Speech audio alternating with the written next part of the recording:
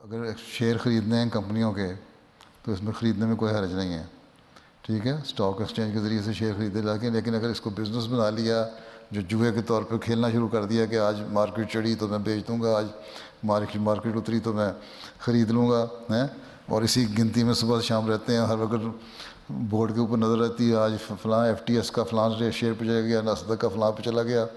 اور فلاں کا فلاں پہ چلا گیا، تو وہ جوئے میں شامل ہو جاتا ہے، اس کو نہیں کرنا چاہیے۔ باقی